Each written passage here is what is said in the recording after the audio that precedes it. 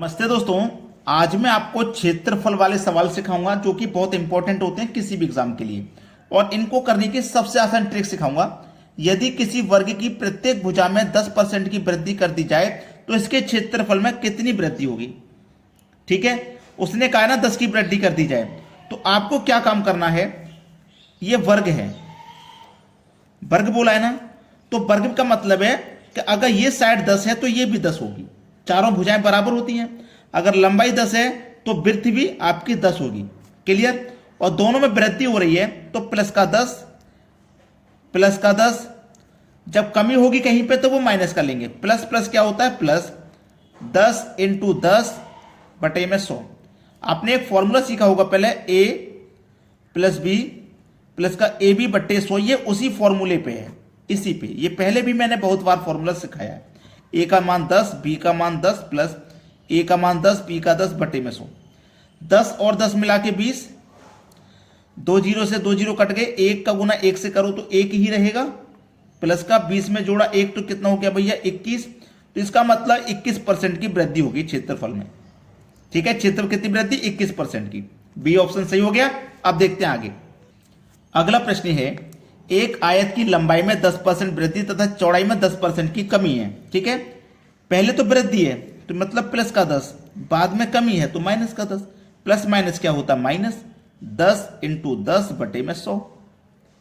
Plus का 10 minus का 10 सीधा सीधा कट गया, कोई दिक्कत नहीं। 2 जीरो से 2 जीरो कट गए। 1 का गुना 1 से करो तो 1 ही रहेगा, लेकिन माइनस का 1।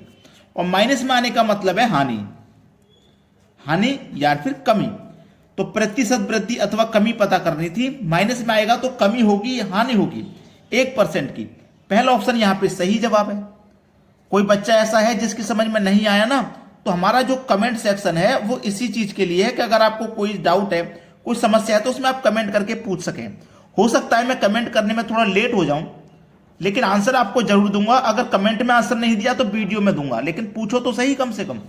अब देखते हैं आगे। अगला प्रश्न है, एक वर्ग की लंबाई तथा चौड़ाई में 40% तथा 30% वृद्धि करने पर प्राप्त आयत के क्षेत्रफल दिए गए वर्ग के क्षेत्रफल से कितने प्रतिशत अधिक है। देखो, 10% तथा 30% की वृद्धि, दोनों वृद्धि है ना। पहला 40, दूसरा 30, दोनों वृद्धि है तो दोनों प्लस के रहेंगे। ठीक है, अब यहां पे प्लस प्लस मतलब प्लस 40 गुने 30 बटे 100। 2 जीरो से गए 2 जीरो, 30 और 40 मिला के 70 प्लस 4 दिया 12।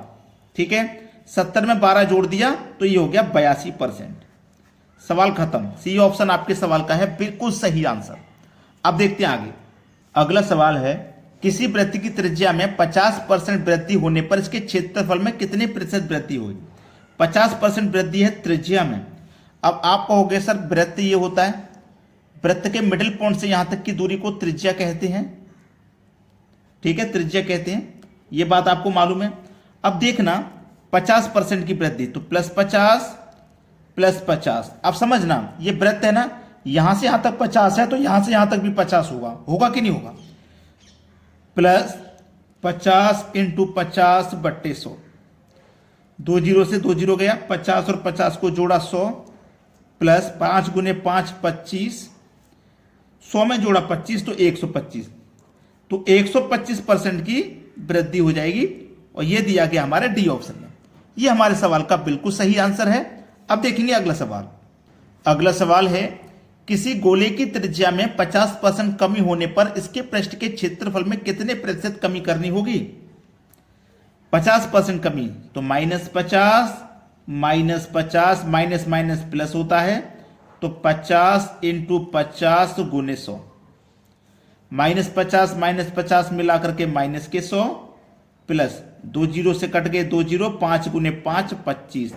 माइनस के 100 में से प्लस के 25 घटा देंगे तो माइनस के 75 बचेंगे। माइनस में आने का मतलब है कमी या फिर हानि। कमी या हानि एक ही बात है। तो 75% की यहां पे कमी होगी, यानी कि हानि होगी। सी ऑप्शन हमारे सवाल का हो जाएगा सही जवाब। सभी बच्चों से मेरी एक ही रिक्वेस्ट रहती है कि वीडियो को लाइक और शेयर ज्यादा से ज्यादा करें। ठीक है दोस्तों, धन्यवाद।